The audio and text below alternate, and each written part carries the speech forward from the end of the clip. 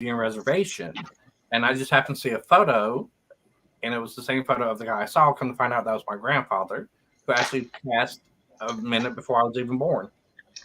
So he stays around me. He still visits me from time to time. And then within a few years, we went to a local plantation, and I was sitting in my dad's old Jimmy truck, and everyone got out but me. I just felt like staying in the truck that day. And when I turned around, in the back seat behind me was this guy. Didn't know who the heck he was, but he was very dirty. He stunk, had a whip. And when I turned back forward, there was a slave in the front, in the seat in front of me. So I kind of knew exactly what it was. I was like, Turn around, straightened up my parents. They come back to the vehicle, and we left. Wow. And I've always had some type of interaction. They love to wake me up, like I was telling Lindsay.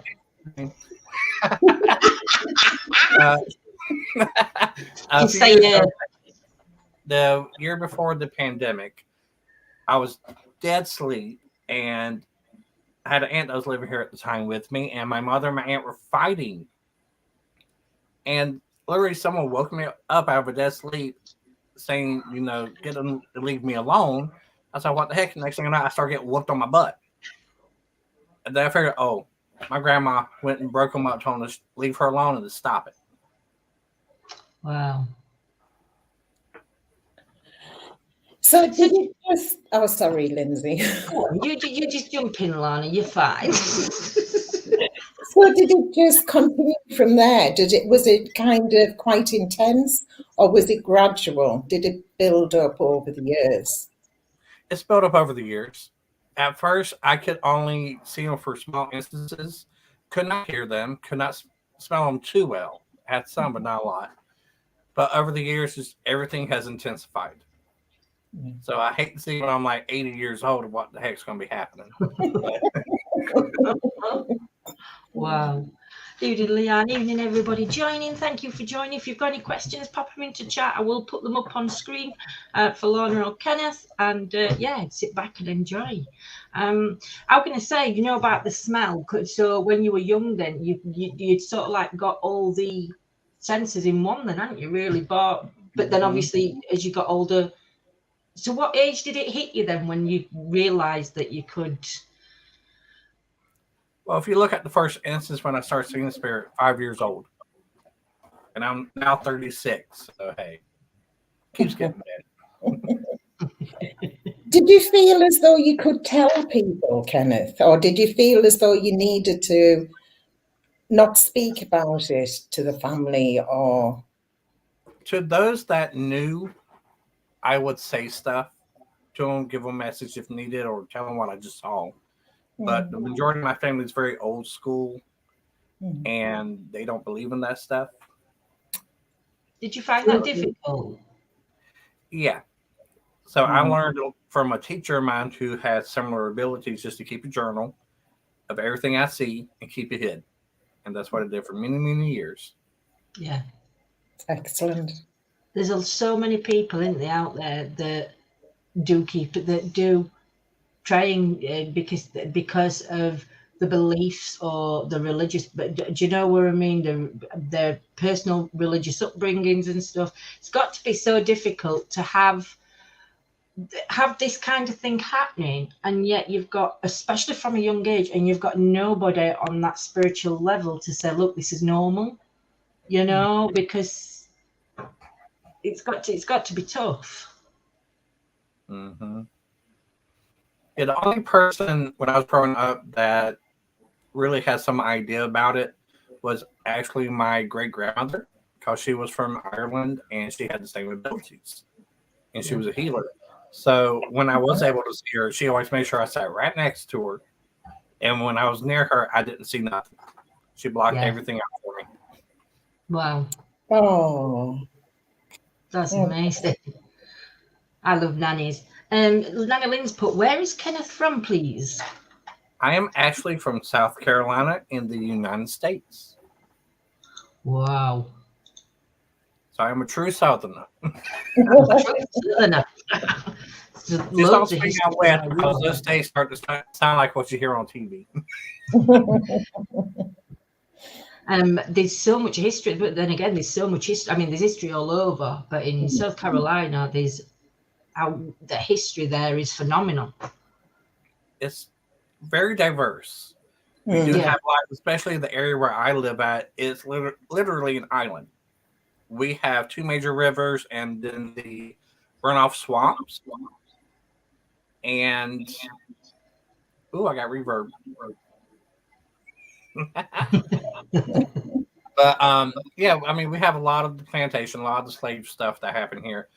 If I remember correctly, we have just in my area up until the 1800s at least 14 different Native American groups that was in this one area. So it goes back thousands of years. Wow. But you have links with the American Indians, so you have that within your ancestry, don't you, Kenneth? I do. My grandfather, the one that I saw sitting in my door frame, was actually a Cherokee shaman and a healer. So that's excellent. Wow. So what's some experiences then that you've had? Where do I begin? Let's start with probably around about from your teenagers then, probably like 16 to 21, let's say, in that period. I had a friend when I was in high school in Rock Hill. And Rock Hill, in that general area, South Carolina, was where the Cherokee band literally conquered all the Native American groups. So, and you got a major river there, and I mean, and a lot of Civil War stuff. I used to go to a friend of mine's house, and I didn't find out 2 years later that her house was built on a Native American burial ground. But every time we would go to her house after school, up in her bedroom window would be this older lady. I knew what she was because she was Native American. She had the prominent cheekbones, the forehead, she had long hair, and she had a series of beaded necklaces, and it looked like something similar to leather on, and then she kind of faded out to me, and she had a full tiger head right next to her. So I knew what she was. And that I didn't really like sleeping in a room because I did have one experience in there where there was a bed store around, and I was asleep, and she literally, from the time she got downstairs, got her a drink, and come back up the stairs, I have moved from the opposite side of the room, and my head, I had done a 180, and my head was laying down the stairs. Wow. Didn't even wake up. Felt anything up under me. But after that, I quit going to her house for at least a little while. But yeah, that's the first, when I was in that age range, the major thing I actually remember. So do you know how they, obviously they physically moved you, didn't they? So can you control that now, Kenneth? If you're coming into an energy and it is a powerful energy, can you?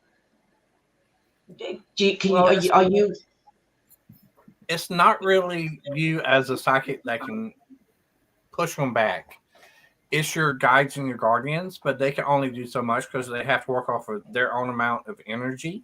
Yeah. So if it's going to want to do something to you, it's going to find a way. It's going to find that little loophole in the law and come straight for you. But yeah, I mean, if you're a standard person and your abilities aren't even that strong, then yes, they can get to you a lot easier than, say, someone like me or Lana, who's more advanced. But still, they can get through hours and come at us physically and do harm to you. Yeah. And you learn all the time through your experiences with spirit, don't you? So, yes. At what point did you, when you experience certain things like astral traveling and things like that, Kenneth, was that quite young, or did that happen later on? For me, astral happened much later in life when I had more control over my abilities, because I do remember one instance when I did an OBE, and I did go to a farm, and come to find out later it was a family farm off my father's side. Right. But like literally the minute I got there, something pulled back on me. Yeah. And when it did, I snapped right back into my body. So I try to be careful doing that now. Sometimes when groups come to me and ask me for my assistance, and they're like, "Okay, well, we're scared to go in this one little area because this is what the claims are." I'm like, "Okay, well, give me a picture of the house. I'll see what I can do. Give me the physical address so I can get there." And I will go through. Like I worked a case up in North Carolina a few years back, and I literally had to do an OBE, and it was the longest I've done so far. It was literally took me the whole night to get from where I live at in the spirit realm here to just to the state border. Because there's so many people lined up that were coming straight for me wanting to communicate. So I got through part of the way, but then I said, you know what? I can't do this fully because of what's there. I'll go with you. We go on site, and I think one of the more beautiful aspects of having abilities is if you can read the land, read the memories that's there. And then once I read the memories and compared some stuff I saw, and then me being so close to the actual place, I opened up more to what was there. And actually, that was the first time I ever met an angel in my life. But I had help from that side. I had help from the spirit that was on the property's grandfather, his regular grandfather who died in the late 1600s. I was able to pull him out from where he was in the spirit realm to help get his grandson under control. Yeah. At any stage, did you feel afraid when this first started to develop? Were you scared, or did you have every faith that you were protected and looked after? I've been scared.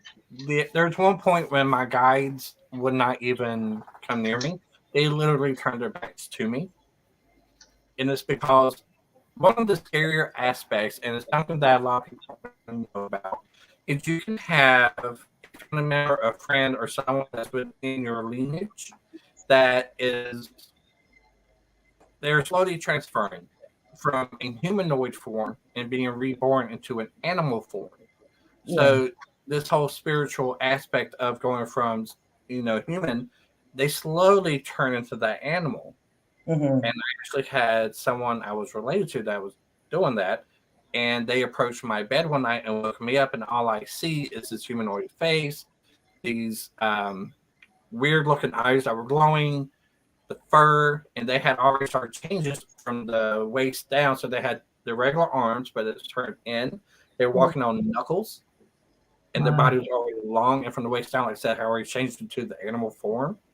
So yeah, that's the only time I've actually ever been like super scared because I didn't know what the heck it was. Yeah. Wow. Got a question. Kenneth, do you believe everyone's got the gift ability? If yes, how would you advise someone to develop apart from meditation, please? We all, to some degree, do have it. But that doesn't mean that you can advance with it. It's like the old saying goes, all mediums are psychics, but not all psychics are mediums. Yeah. We all have the ability. We can try and work on improving it and making it stronger, but not everyone's meant to do it. And if you believe you have these abilities and you can grow them outside of meditation, I mean, meditation technically is not just sitting down and, closing your eyes and humming and playing, lighting candles and a little bit of incense. It can be something as basic as listening to music and just jamming and closing your eyes, going outside, just walking out barefoot, reconnecting to the earth. And those images. It's basic stuff like that. Anything that can distract the mind can help you. Yeah. And everybody finds their own little niche, I suppose, don't they? Once they've done the base, because obviously everybody's got to do basics. You've all got to. I think even for those that are gifted, I don't know whether all spiritual churches are the same, whether it's the same path, but getting the guidance from people that have had the experiences, especially if you're new to it, getting guidance from those that have had them experiences, because it can lead you down a different path if you do it without having the proper guidance to keep you on the right well, I don't, on the right spiritual path, if that makes sense. Mm-hmm. One of the sad things nowadays, even with more people coming forward and admitting that, I have these abilities, or maybe I'll do this or that, religion just hasn't caught up. There's very few religions that's very open to it. The biggest naysayer is the Christian community. Yeah. If you go, especially here in the U.S., you go to a Southern Baptist church and you say, "Oh, I'm a psychic," they'll kick you out. You go to a Christian church here, they'll kick you out because it's against the word of God. But that's a whole other subject. I could keep us here for a whole day. We discuss it. Do you know, Kenneth, we go round a circle when we start talking like this, because we do. Religion always gets brought up into these conversations, and it's always the same. And I respect every religion, but I take pieces from each and I create my own. That's my basic understanding of my own religion. I create my own, because to me, it's all controlled. So, Soldier, have you got it up on your YouTube channel? Got what up on YouTube channel? Sorry, Soldier, I thought you was asking a question then. Sorry. Cliff's put, I believe we all have the gift. You just need to research or ask for help to open. Definitely. So obviously you've done the rescues. You've done the soul rescues then, Kenneth. So what's been one that really touched you? If you can talk, obviously we aren't giving too much detail into it, but and obviously because it's the personal, aren't they? Obviously we thought it's a private thing as well that you do. So without going way into it, which would you say has been one of the most touching ones that you've? One of the better ones is it actually occurred in a local graveyard. The graveyard itself dates back to the late 1700s, the church to about 1830, 1840. Went out there with a group. They wanted to do a paranormal investigation. Of course, I picked up on something and went with it and got away from them. And on the upside of this church, there was a headstone. I was like, what the heck? Why is the headstone way over here compared to with the rest? And it was a marker for all the children that had passed away in the fires. All it said. About the time I started coughing, couldn't keep my breath. And next thing I know, I feel this little tug on my arm. I look, and there's a little girl standing there in traditional clothes from around the early 1810s. Wow. And come to find out, the original church had a basement. And as soon as I gave her acknowledgement, she showed me this. And then I relived everything that her and the other children went through. They actually burned alive in it. Oh. So I literally relived the fire, the burning, and me laying on the ground. And all I could see was me trying to pull them out one by one. And I'm screaming top on lungs. So finally someone come and get me out of my trance state.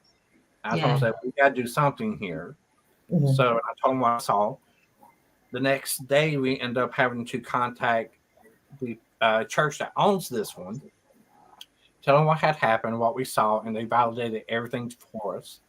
And then we went out there actually that following Sunday, and we did a blessing on the whole church, the property. We even had people crawl up under the church, put a wreath, put certain other herbs down, and cleansed everything from up under the church as well. Wow. Wonderful. That's amazing. I mean, obviously the first part of you experiencing it, and especially when you're in that trance and you're seeing it and feeling it, smelling it, even but the outcome of it, the releasing, the blessing, the feeling that energy moving on to the better place wherever we go. That's got to be so I can feel tears coming too. Do you know? I can just imagine that feeling of like just to be let out of that place. Do you know? You can really feel that energy, can't you? It's Oh yeah. One of the really sad parts is when that church showed us the history of what happened with the fire and what the church that owned it at the time did. It really peed me off. So I do go out there at least 2 to 3 times a month and just sit on the front steps. Yeah.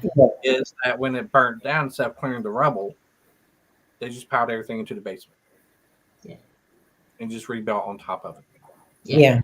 But So you know, don't you find that with so many places where not nice things have happened, it's like, oh well, we'll just fill it in. Or we'll just do this. I mean, this is a different one.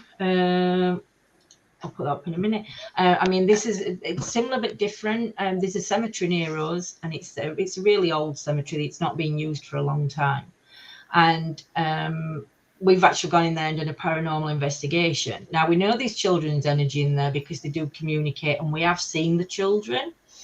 But there's a piece of land at the side, and they've removed all the headstones, but the grave that are still underneath. And all these kids come on and they're playing football and they're having picnics, and nobody, unless you've looked at the history, you don't know what you're sitting on top of. Nobody's removed the bones. No, the bodies were still underneath, and they just moved the headstones. That's what we've read in history. Whether they've gone back afterwards, but when we've been asking questions, you've actually got clear responses saying that they're still there. That they've not been moved. But in the middle of all this cemetery, you've got a children's playground. Yeah. Well, you see, that's wrong, because when I was in West Yorkshire, there was a church that was sold off. Well, the land with the church was sold off. The contained graveyard. So all of those graves were literally, with the permission of all the living relatives, were dug up, and they were relocated, and they were given blessings and reburied somewhere else because they were going to build on that site. So I thought that happened in most cases. Yeah. No, apparently not. Apparently they didn't. But I don't know how far this goes back. I know Cliff knows a little bit of history on it. I know Scotty knows a bit of history on it because they helped us with the history finding it. And it's absolutely awful when you think. What are Kenneth and Lana's views on reincarnation? So, Kenneth, over to you. We've discussed this recently, haven't we, Kenneth? Mm-hmm. To some degree, yes, we did. We did. Everyone reincarnates. I don't care what people say. You do reincarnate. In the beginning, it says, especially if you're a Christian, I am going to quote the Bible scripture a little bit. It says, in the beginning there was light, and God created the angels and humans. But actually, there was three creations before humans, and everyone says, "Oh, I'm a reincarnate. When I die, I'm going to become an angel." No, you're not. Every angel or demon or jinn that's ever going to be was created in the beginning time.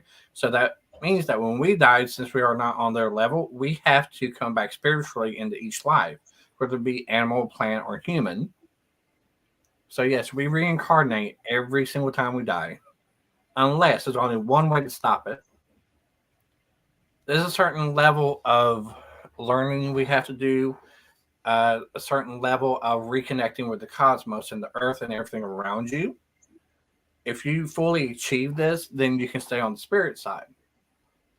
But believe it or not, if you decide to come back and reincarnate, there is a little bit of a plus side. You actually choose, your soul chooses what family you go into. Wow. So you already know ahead of time what you're going to be getting into. You just don't remember when you're born. So, birth is traumatic for a baby anyway. So those memories are wiped clean. Yeah. But you can experience some form of deja vu, and they come back a little bit. But they disappear again. Wow. I think I touched on that the last time we had a conversation about birth being difficult.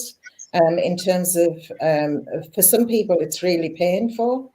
And as I mentioned before, which you may not remember, somebody who I knew was regressed, and they just did not want to come into the world. Yeah.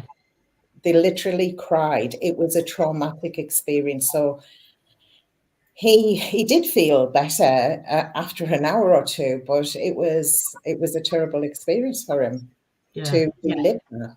But my kids will come back then because my kids will come back then because they were so quick. It were like shelling peas.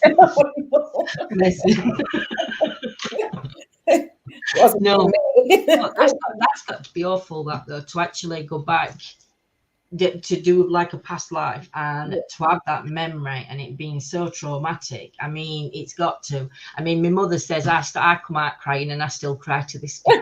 I don't know why she says that about me, because I don't. But yeah, but my mum was bad. She was like 48 hours. So that was for my mom and me a very traumatic pregnancy. I would have thought. I mean, there's people worse off. So Gillian's putting a question. Lindsay, as you know, I'm Catholic, not by choice. But can Ken or Lana explain why every time I went to church as a child with the school, I would faint every time? Was I possessed or was it something else? I got bullied by it by other kids. I mean, my personal take on that is if you've been brought up in a strict religion, maybe there were a fear at church, going into the church. It could have been, for me, that I'm looking at it from the outer side of it, not on a spiritual side. For me, I would say it could have been traumatic for you being brought up in the Catholic. I know it were quite strict for you, and it could have been a fear of going into it maybe. But we'll hear what Lana and Kenneth think. Well, I would possibly say it could have been something to do with a past life. It could have been something to do with being connected to.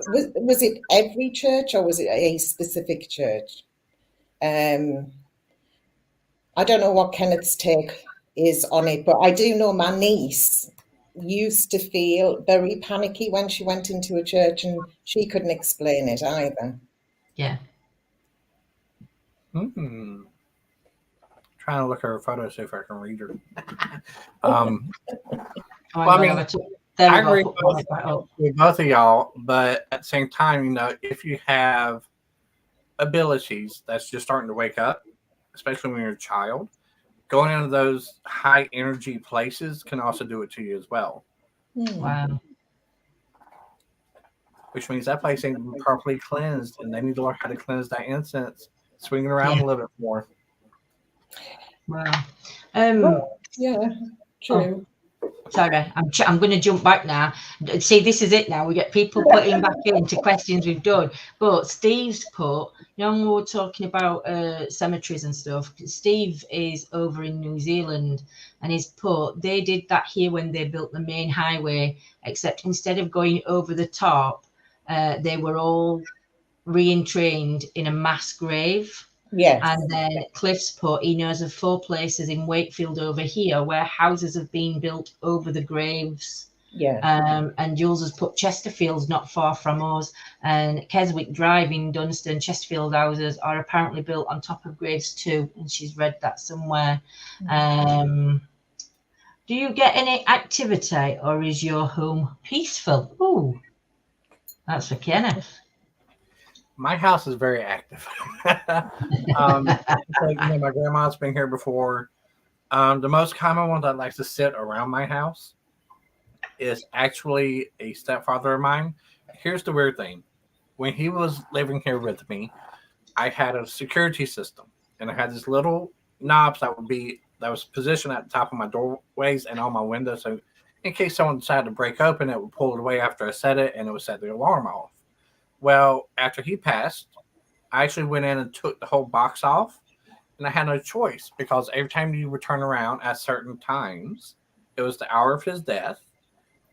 And then, you know, what people would consider the witching hours at night. And it would always say, come on. And then after the whole house at the back door was open, but you go to the back door, it's not. So I got tired of it and I took it off. I disconnected every single little thing, took every little note off. And still, for a couple months after his death, it would tell me exactly front door, back door, and what window would go off. And I had no microphone and nothing in my house at that time. Wow. So he still comes around, especially if he doesn't like someone or someone causes my mother grief. Then, yeah, he makes himself known to them. Yeah. My property is protected. I have to go at least once a month, do a cleansing, and protect my barriers. Yeah. Like I said earlier, I do live in an area where there were a lot of slaves. They were murdered in the area. A lot of deaths, centuries deaths. But even on my front porch at night, even if you don't have as advanced abilities as I have, you can sit on my front porch and see things moving outside the rim of my property. Yeah. So, yeah, I still have lots of activity here. Wow. I suppose it's like a spiritual path, isn't it? It's like a spirit cross, not a crossroad, but it's like where your home is, it's a path straight through. So, like you say, you have to protect, because if you don't put them protection barriers up, they're just going to come straight through. Whereas though now at least they're going round. Yeah. But one thing that doesn't help either is the fact that I live between two rivers and the swamps, the runoff swamps. The water is a portal. So they are constantly in and out. So I don't even like going to the rivers anymore. I stay away from them. So again, with the rivers then, obviously the rivers do carry the energies, don't they? They do. So the running water is very... it's not a spirit, it's not spiritual, but it's very, I don't know what word I'm looking for, but you know what I mean. Oh yeah, and plus, I know one of the rivers moves slower than the other one, and the one that moves slower is actually where all the plantation houses are. Yeah. And voodoo and hoodoo was actually practiced quite a bit on that river. So, and they have found actual parts of old workings from the 17 and 1800s in the bottom of the river, because they didn't toss it into the actual rapid in the correct river, the bigger river. The smaller ones were moving, so they were tossed in that one. So instead of being swept away, it just sank and got covered over time. Wow. Fetishes, that's the word fetish. I think Wow. Soldier, which is Dave. Dave's put, I've been doing some research on reincarnation, and there seems to be a very strong case for it being real. Well, Soldier is our resident skeptic. He is very skeptical, and the things that he's witnessed from our investigations, it's changed his mind. But obviously he's still... I think he's sort of like reading more into things. I mean, he's always read into it, but do you know what I mean? His belief system's starting to change that little bit.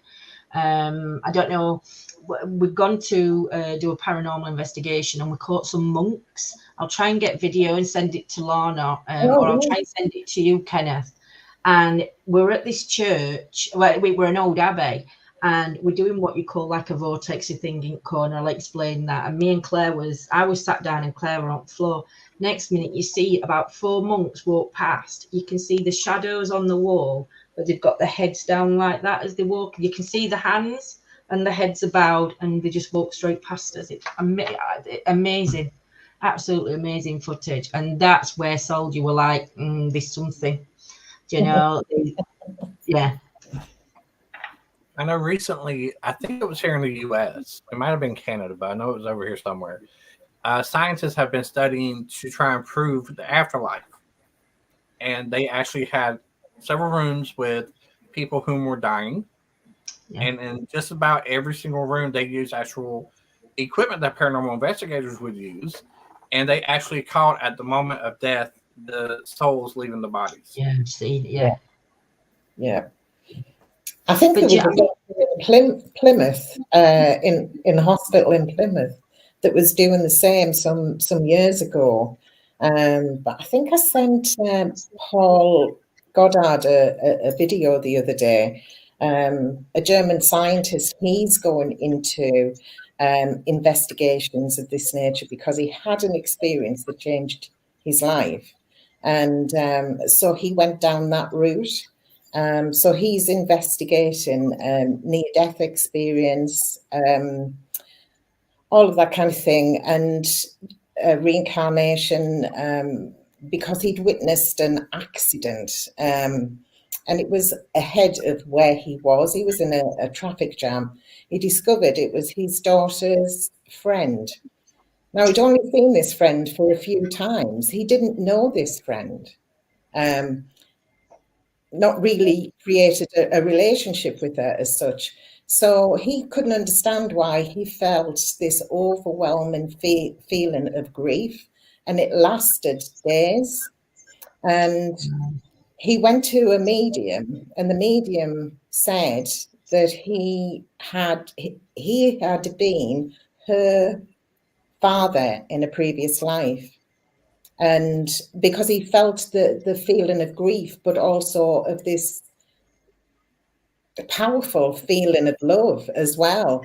And he just could not shake that feeling. So he's actually gone into research. I had the video. I can send it on to you, Lindsay, if you're interested to listen. It's kind of, dubbed, it's translated. He doesn't speak English, but it's very interesting. It's another, kind of, somebody's gone down a route of being the scientist and then just taken a 90 degrees turn because of experience. Wow. It's amazing, isn't it, how an experience can change your life forever. Yeah. Very much so. Kenneth, do you know, like when we talk about reincarnation, not reincarnation, when we talk about near-death experiences. So you get some people, don't you, that'll cross and they see the light, they find a warm place, it's a warm, loving place. But then you get these that have come back and said, actually, I didn't see anything, it was all black. Do you think that's because they're not ready yet to experience the love from the other side? Maybe they've got lessons still to learn this side, or is it because there's nothing for people? Okay, I'm about to bust people's ideology of what's actually over there, and Lana knows more of my history than anyone, but I do have the ability to cross over there and stay for long periods of time. I can tell you now, it is pure black. Yeah. There is no white light. The white light is actually a mental construct. It's something that's been pushed on us all of our lives. But I will say this: when you die, they say when you're dying, let's say if you're in the hospital or at home, you see your family coming around you. You're opening up. Your abilities are opening up. So you're going to see them. They're there to see you. They're there to guide you and to be with you in the next life. Okay. But here's the one thing people don't realize. You can see 5 people, and one will actually be the person that's supposed to be there for you. Doing what I do, I'm lucky enough to see, let's call it the 2 faces. You as the dying person sees the face of the people that you want to see. These are the people you're potentially closest to in life, and that's who's going to be there for you when you pass. When I'm over there and this is occurring, whether I'm speaking to spirit and trying to help them decide what to do or whatever, and I see this happening, I do pay attention. But then I see what's actually behind that face.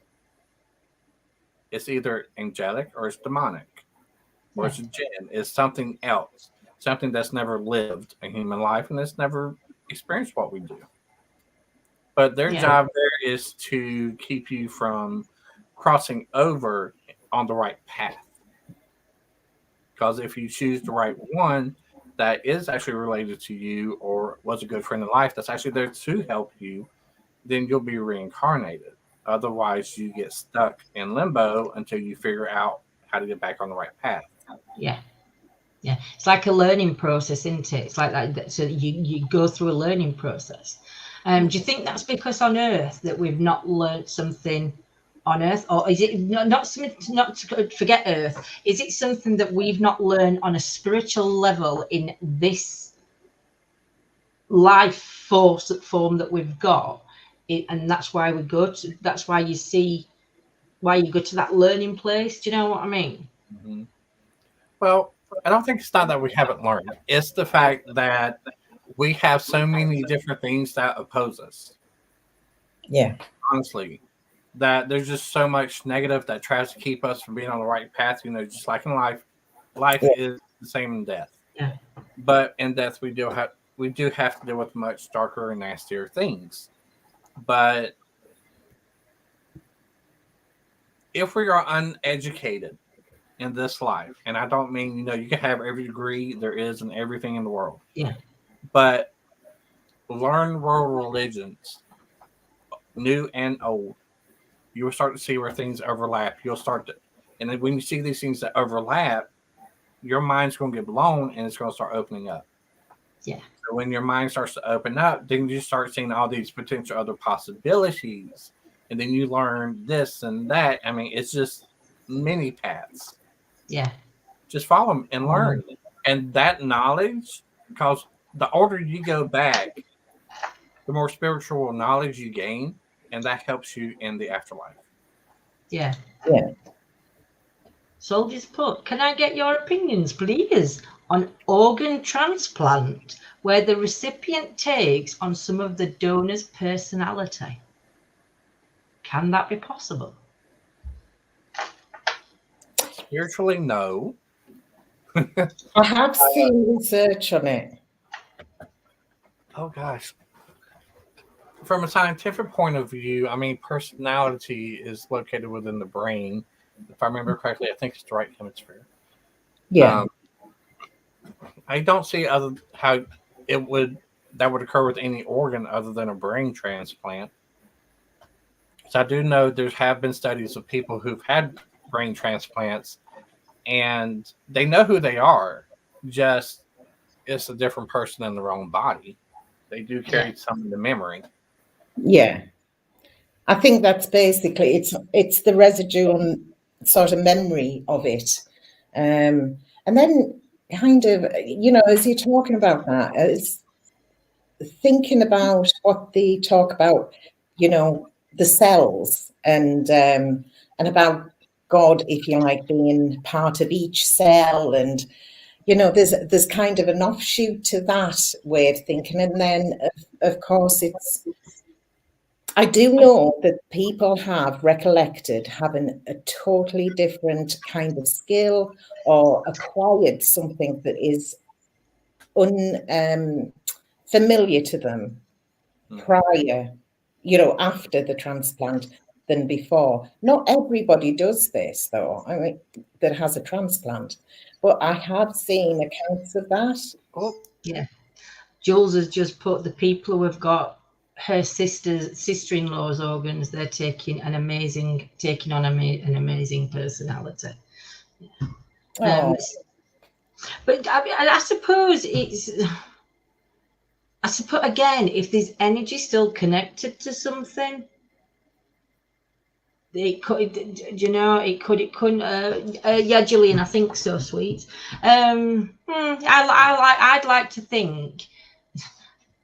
like to think it would take a little bit in my own head, but I think that's more of but like your own.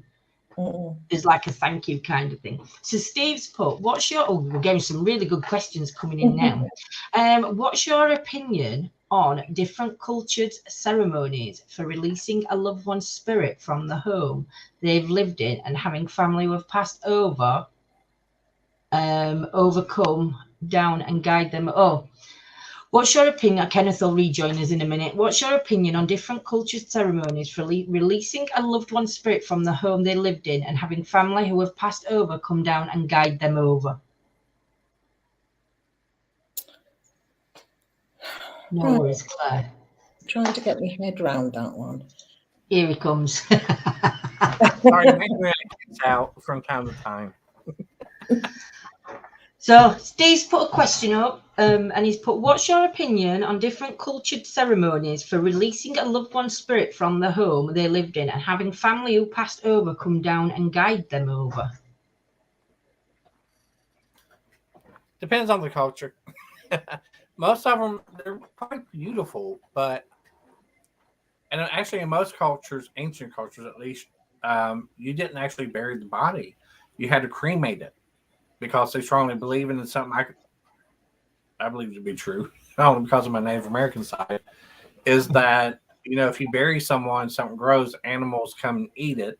So your essence goes from the ground up into the plants, and then the animals have to eat the plants, and then you turn around and someone kills the animal, you eat it. So it's like you're a transference of energy. You're technically eating the dead person.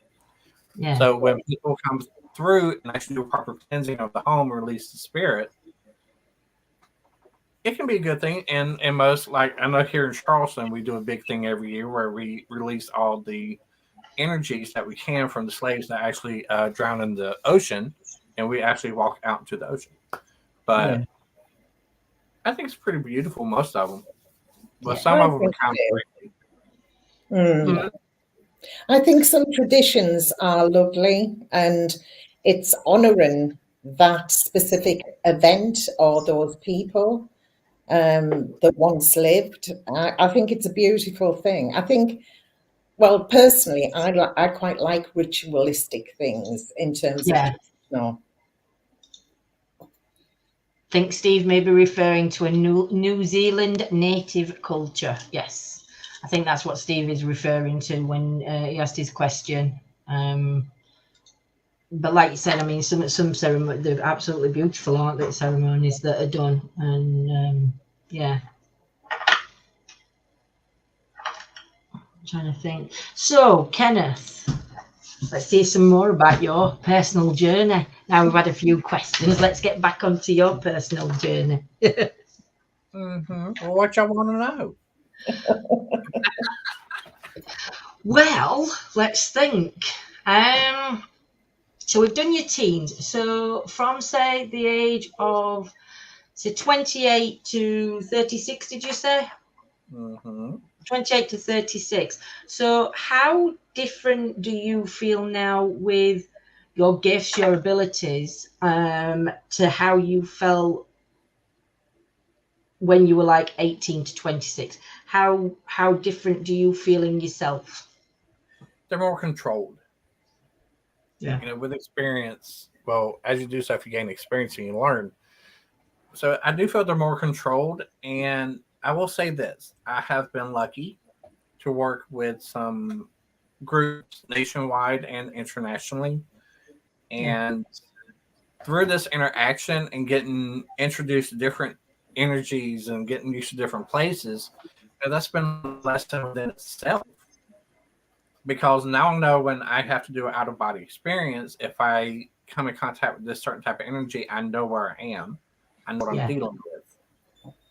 And when I was in my teenage, through my mid-20s, I was very gung-ho. Let's do it. Just do this and do that. And now I'm like, let's think on that. Yeah. Do you know when you go into these experiences, when you go into I forgot what you just said. Do you know my brain? When you go into these when you travel, is there a possibility that you could get lost? Or is there? I mean, for you, obviously you've got the experience, Lana. You've got you've got that link to link you back. But to go into an astral travel, do you need to have that link, or would you just come back? You need to have that link, because technically the way that out-of-body experience is for those that can actually do it is there's a certain time frame until you reach your location that you're technically in the area of death. You're where you go when you die. So you will encounter many, many spirits. So without that link, you will get lost and get stuck there. Yeah. And someone's going to have to cross over and find you, and that can be dangerous for them, no matter how advanced they are. Yeah. Because the farther you go from your body, it don't matter how good of a connection you have. You're not in your body. Your spirit is not attached to your body. And this is why I will not astral travel. Something else can actually move in and block you or try to get into your body, so to speak. Yeah. But, I mean, if you learn, one of the theories out there is that your spirit's not located within the body, that it's actually attached onto the backside of you in like a spiritual bubble that's attached to the back. Yeah. Because a lot of times when people, like, psychics and mediums are picking up on people, on spirit and other entities, is always from the back.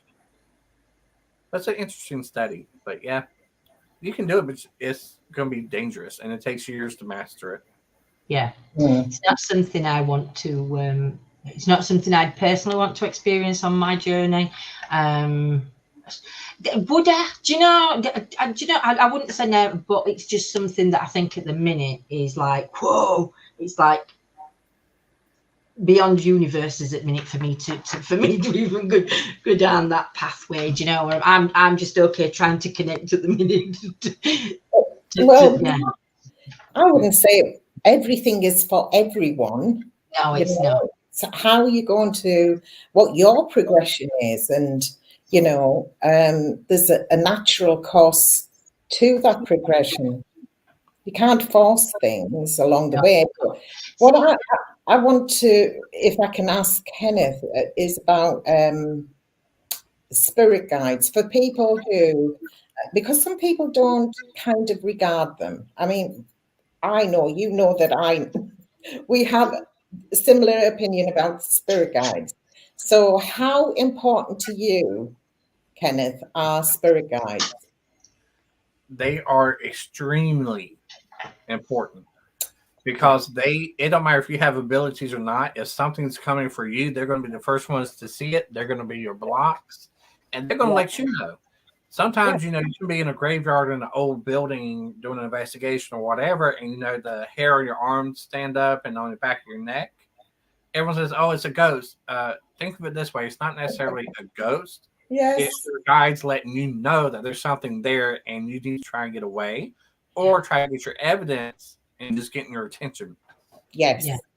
I've said this with spirit boxes as well, because it's not always the spirit. It could be the guide. It could be, I don't know if, for instance, a living spirit, when you come out of your body and it's going through, it's passing by.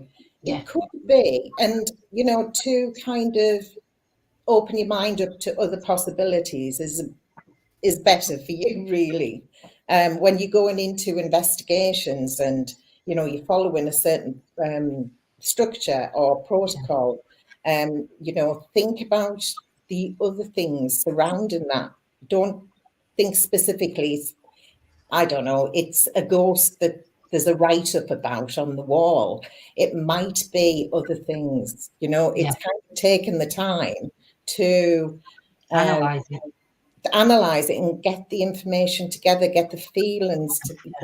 You'll have feelings and use those feelings. Use your intuition. See, for me, in life, I've learned to trust my gut instinct. If my gut instinct says to me, "Don't go down that path, take that path," or if we're on an investigation and we're walking through a woodland. There were one example, walking through a woodland, and we've come to this road to cross over, and I said, "I don't want to go in there." And they were like, "Oh no, come on, you'll be all right." And I'm like, "No, because I have to go out on my mobility scooter." So I'm there on my mobility scooter, brumming it down. Anyway, I did go in, and I went so far in, and I turned around and I said, I didn't say anything, but there was a lady in chat, and she went, "Can you just tell Lindsay to move, get out of that area?" My gut instinct was screaming at me to get out. In end, I did. I ended up leaving. I wish I'd never gone in. And I left. And then after that, I said to John, I says, if my gut says I'm not going in, I'm not going in. I says, because that made me feel really uncomfortable. Nothing happened. And I was quite, I knew I was protected. But the gut instinct was like, you shouldn't, it's not nice down there. And for me, I will always listen to my gut over my head and my heart. And especially when I'm in a situation that, whether I'm out investigating or even with new people's energy, when you walk into a crowded room and you see people, my gut instinct will kick in and say, dodgy. They're dodgy. We'll just keep them at arm's length till we get to know them a little bit better. Experienced that one. Yeah, aren't we just? When you travel over, Kenneth, do you set the intent of who you are looking for before going, or do you just sort of just head over and then ask for directions? You have to set the intent because essentially what you're doing, okay? Let's say, for example, you want to speak to someone that's been dead 150 years. Okay, when you cross over, they're not going to be there. You're not going to see them. So you set your intent before you even try and go under, and your guides will actually split off and try and find the spirit and pull them to you or create some type of link on that side to where you're safe and they're safe. So Wow. always set intent because if you go in there, I'm telling you now, and you don't have intent and you get to wandering around, your guides will help you. But there's going to be a certain threshold when you start traveling too far, your guides are going to literally disappear because they're Yeah. not permitted in certain areas, and neither are you as a living person. And if you go in those areas, I can confirm because I do have what's called a psychic hub at the edge of a pit. And that's where your darker, bigger, more ferocious demons and jinns and certain entities that have been lost to humankind do reside, and they will attack you. Yeah. If you're not meant to be there, they will come after you spiritually. And if you try to fight back, if you are not strong enough to fight back, they will find a way to track where you are, and then they will meddle with your life. So it's best to always set intent so you can get over there, do what you got to do, and get back. Yeah, yeah. Do you believe you have a spirit guide, a guardian angel, and do you believe they are separate people, guides, or the same guide person? Well, believe it or not, you have many. It's something me and Lana's actually talked about recently. I've got several thousand. But if you look to the actual scriptures, if you're a very hard Christian, I'll put it that way, to where the Bible, the original sources for the Bible, you actually do find there's a contract between what we know as Satan and God. But Satan's actually from Shayatan. Shayatan is Arabic for a certain location. I mean, there's a whole contract. I mean, I could go on for hours about that. But you do find out you have 5 angels, guardian angels, one to the front, one to the back, one to the left and right. They switch at certain on the hour every hour, and that's when a jinn or a demon's allowed by contract to come in and try and to get you to do wrongdoings and stuff against your deity. And then you have essentially the bookkeepers, what I call them. They stay above you. They record everything. Pretty much, they're managing your other guardians and guides, and then you have those two, and then you have your family members that's already died before you. That's there, so it kind of builds up. Yeah. Do you know?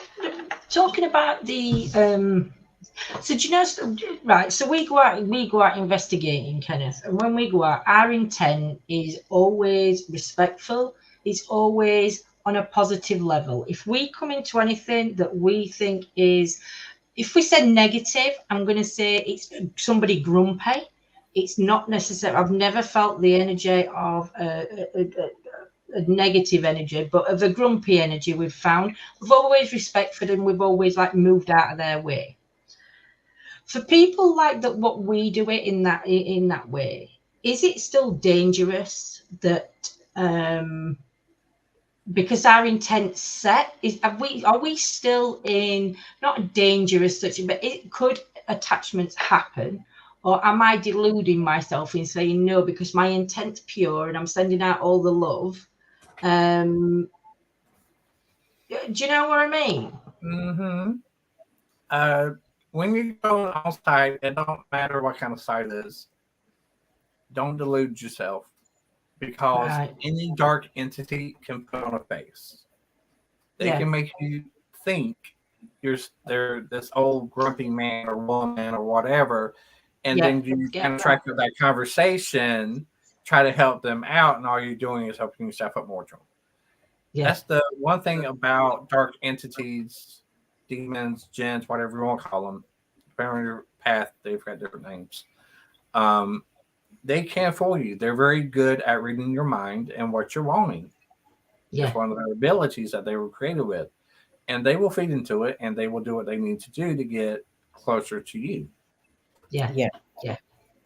Definitely, 100%. Do you think there's so there isn't really nowhere, so even those that go out and are disrespectful, to them going out and being respectful, that protection still needs to be there. Yes. And in place, doesn't it? Because if not, and I mean, we all know that there is things out there, but there is people out there that don't respect, and obviously, Always remember, if you're going out onto a location and you start being disrespectful to the property or spiritually to whatever's there, and just because you don't get an attachment or experience anything as a form of repayment while you're there, just remember this: they're a spirit, and depending on your location, they could be dead 10 years or 1,000 years. It don't matter. yeah, They can sit and wait. They have eternity. You don't. You've got this one life for now. Yeah. So they can literally wait until you die, and then you get your reciprocation when you die. yeah, because they're linked to energy, won't they? Yeah. Yeah. Kenneth, do you believe in auras? I do. Your body's a machine. We produce energy, and it fluctuates. So yes. And we've been working with auras, and I can't do it yet. I'm trying. It's a slow process, but it will happen. I need to learn how to put my energy, just my aura, around one. Like when you're in a room, just to all around one person at the minute. That's the path I'm going down at the minute, is working with my aura. And obviously we're doing it in a group section. It's not something I'm just sitting here and saying I'm doing on my own. But it's learning to be able to section my aura or pull my aura and just focus on one instead of letting it pull me all over chant. And that's the part I'm at now. I'll give you some advice, okay? As you get used to doing this and you get used to abilities, there's one thing you can do with the aura. If you're on a location where your abilities are being suppressed, and I have experienced this before in a few locations, because whatever's there's been there for so long that they've built the energy up and can actually mess with the psychic. It's actually using the auras of other people to see what's there, because it's going to be different colors and different depths. Yeah. And spirits work on different levels, on different energy levels, and each energy level has a different color. So if you're using someone's aura, you can actually see the entities that surround the people, because you're looking straight through on their specific level. So you may think, oh, there might be one or two here, and then you're looking through these different colors of the aura, and you may see that there might be 10, 15, 20, whatever, because they're all piling up and they're all showing on the color grid. Wow. Oh, wow. Thank you.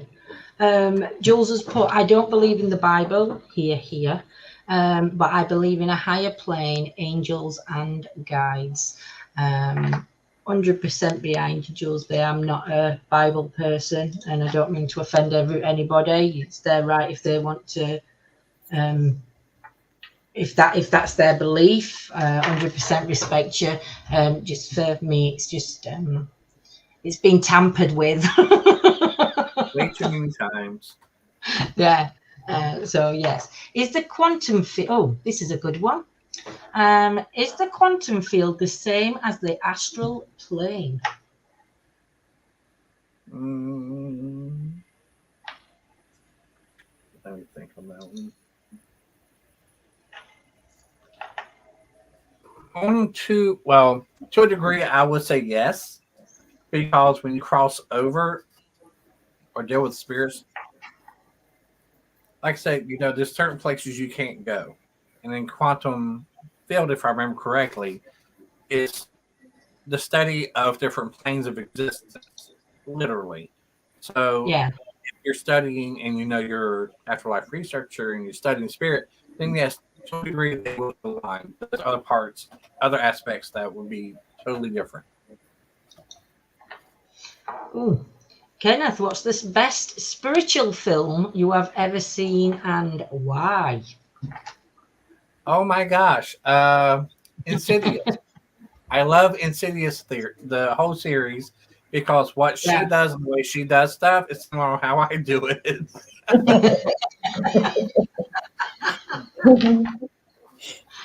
Wow. Although mine's, well, I've only had one bad run-in with a demon. Apparently every movie she has one. Better her than me. Melody's I'm exclusive to my dad. I've not experienced anything after he passed. Oh, that he's always in my dreams. That's his way of connecting to you, Melody. That's the way your dad will connect to you. In your dreams is the easiest part, is the easiest way he can connect to you. And I think it'll also help with the grieving process as well, because when they come to you in your dreams, you can sort of like process things differently in your dream. So when you come back to your awake state, you can then process that information, sit and analyze it a little bit more, and realize that is the comfort that he's bringing in around you, my lovely. It's always special when loved ones come to you in your dreams. It is. Joe's put I love Insidious. I knew she'd put that. Only messing Joe. Can I say something real quick? Yeah. As far as the lady that just commented, Melody. There's actually an exercise you can try to do, and it does take time to master. And it's something that I learned how to do a long time ago, and I find it very useful. Is depending on whatever the scene is where your father is, just say stop. Your mind will actually stop. It will stop functioning momentarily while you're technically spiritually awake within your own dream. And you just say, Father, come here, or Dad, whatever you want to call him. You can call him by a nickname that no other entity or spirit would know. And he will come to you and you have a more intimate one-on-one time. Wow. Melody, you'll have to let us know if you do try that, my lovely. That'd be an absolutely amazing experience. I think that'll help quite a lot of people. I think that little bit of information there. I think a lot of people will take comfort. It's true that because in a way, again, I'm repeating what I'm learning, sort of thing, and I'm learning from different people because I think I've got to find my own way. So you take bits from different people on your learning path, because no one person's right. So everybody's right in their own sense, if that makes sense. So I always like to take things from different people on learning. And this gentleman that I was watching, he turned around and he said, it's like, like when people go into mediumship, you're in control. The energies aren't in control. He says, and what tends to happen is you might get an energy coming in that could be mom, and then you could get an energy coming in that's grandma. But then you could say to the grandma, look, you need to step back because it's mom that we need to bring forward. Is that right or is that wrong? Do you have that control to say back off, or does that depend on how a medium works? It just depends on the energy. Like with me, I can sit down with anyone and go straight into it usually. But those that can sit down and actually do a gallery reading where they can read like 50 people in a room, I couldn't do it. That's too much energy vibrating for me. I can't handle it. Yeah. So I'd rather take them one at a time, take them off over here somewhere. That's got to be so overpowering in itself, because if you, like you said, if you're in a room, even if you're in a room full of 20 people, that 20 people have all got at least 4, 5, maybe possibly more loved ones that they'd love to hear from. Mm-hmm. And as a medium, you're stood up and you're on that podium where the energy is stronger than anywhere else. To have all these different energies, because they'll want to talk to the loved ones just as much as the loved ones, because they just. Is it easy to control it? Is it control it? Well, Kenneth, I can't think what I'm trying to say, but I know in my head, I know what I'm saying. Kenneth doesn't do it to an audience, do you, Kenneth? I've done it once to an audience, and I've just focused because I can only do one drawing at a time. It's easier for me to focus on one at a time. So my guides know that that's how I work. So I'm not going to get overwhelmed. When I do my psychic artistry, it's kind of, I've done it for so long, it just kind of happens where it's one at a time. I don't feel sort of urged to, or I mean, sometimes I don't think I'd like the podium feeling though. I like my tarots. I like the one-on-one that I have with the tarots. I like that connection with the one-on-one type of thing. I don't know whether I think my brain would explode. I think you just see sparks coming out. Just seeing another question. We'll get this one more question in. Lana, your father is present. I'll put it that way. My dad. The heart attack. It's making my chest hurt. Oh, is he doing that? Lana's dad. Oh, Dad, don't do it. We've been through this one time. He gets excited. Right, I'm going to say something now. He gets excited. I think he gets excited because he was such a gentle man. Because I think that Kenneth has been the only one that he's connected with. Over years since, obviously. He's bombarding him. It's kind of, he's excited that Kenneth is linked with him. And I don't know if you want me to say this. You say what you want, sweets. I don't care. But we feel through our discussions that Kenneth and I have a spiritual link. Yeah. We're just trying to sort out where it is. We've got so many centuries of connection. I mean, we're just trying to sort. This is going to go back thousands of years. This connection. Yeah. I know on my past life journey, I've gotten back to the ancient Sumerian, Babylonian, visiting that part of history. I know I've been back that far. Wow. Steve's just put, I'm only at the beginning of my journey and can pick up on some things and see, smell things, etc. But what confirmation should I look for from spirit that they are guardian angels or spirit guides? I have a number of energies in my house and just wondering if one or more may be for me as opposed to attached to the house. Well, your guides and guardians will let you know. You can just ask and they'll let you know. If you don't get a response, usually it's something that's attached to the property or the home. Yeah. I was believing angels and guides don't typically give you a nasty smell. It's usually a floral-based smell you would recognize if it was a loved one. Yeah. Lana, one for you. How did you know how did you know to go down the path of spiritual drawing? Well, I just fell into this. I mean, as always with spirit, falls in head first with feet in air. He just pushed me off a cliff, and I've got to sink or swim. So and she's got pink knickers on in middle, with your legs flapping. So basically, I had gone to have a reading. I was working full time. Gone after work, gone to have a reading at a friend's house, and there were 5 of us. And this lady said to me, "You're going to, like it or not, you're going to work for spirit." And I said, "I ain't got time for that. Ain't got time."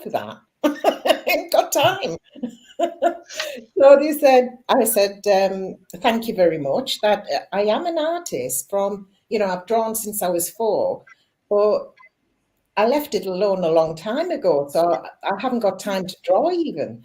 So anyway, my friend, after the readings finished, my friend came along, said, put a pile of paper in front of me and said, "No time like the present." Have it. And a pencil with the paper. And I said, "What do I do?" And he said, "I don't know, just look at me." Well, after giggling for about 10 minutes, I started to draw, and that is it. And I've never been taught, I've never been taught anything. Personally, I don't like groups. I just don't like groups, but I just kind of, I was guided to do it. This is going to be the last question, guys, because we have been on 118. So, Kenneth, last one's for you.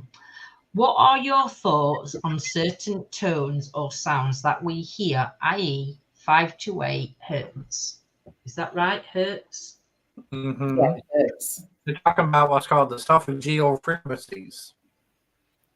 Esophageal, actually pretty good. I mean, that's one thing, you know, I would say within the past 50 years, we're starting to really rediscover, but the ancients knew about it, that different hertz tones actually affect the body. And it also affects you spiritually. 528 is actually one that helps with connecting. It helps with the heart chakra, and it actually helps you with spirituality. It does help you open up. It does calm your body down to a certain point. So yeah, I believe in them. I use them. This has been, do you know, I've loved tonight. I hate it when it goes so fast because you think, oh my God, we could talk for hours. I know. Obviously we can't. But Kenneth, we would love to have you back on again with Lana. We'll maybe get Paul on. Might even get Nanny Lynn on. Get a couple more on. And I didn't call them morons. I said a couple more on.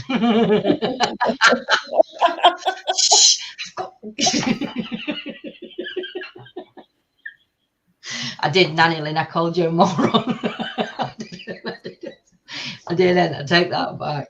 But yes. So, do you have a channel or anything, Kenneth, or are you just? I'm just myself. Just yourself.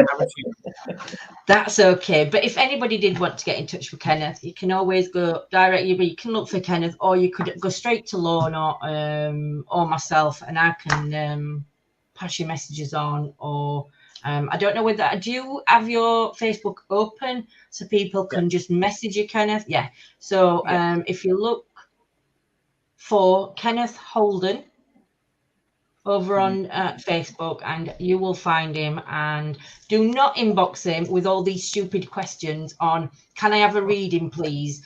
Blah, blah, blah, blah, blah.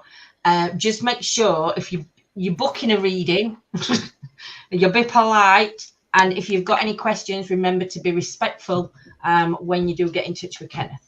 That's all we ask of you all. And I know everybody's very much respectful anyway. So the Lana, you can find on Spirit Vibe. Woohoo! Got it. I got it. We've got Lana on Spirit Vibe over there, and yeah, I mean Lana's floating about all over the place at the minute, so you'll catch her everywhere, honestly. But I want to say a big thank you to Kenneth for joining us tonight, and I want to say a massive thank you to Lana for putting us in touch with Kenneth, because you're an amazing guy, and it's been fascinating and absolutely loved having you on, and I can't wait for next time. I really can't, because I think there's more we could talk about. A lot more things on a spiritual side, on a spiritual level that we can talk about. These topics are just never ending, are they? You just go in on. So I thought it was what did I call her? Lana. Lana. Listen, she answers to anything. I called her biatch the other day and she answered to that. It's just Lindsay. Well, now then. Right, so we are going to say good night. So I'm going to let Kenneth say his good nights, then Lana, and then I'll finish up. Good night, everyone. Thanks for having me. Good night, everyone. It's been great. See you next time. Night, everybody. We'll see you tomorrow night, hopefully 11 o'clock, ladies' night, chit-chat. But you never know. Kenneth might come and join us tomorrow night. Who knows? It's Wednesday night. So, so take care. And we shall see you tomorrow night, 11 o'clock, 11:15 for the Late Chat night. See you soon, guys. Love you loads. Stay safe.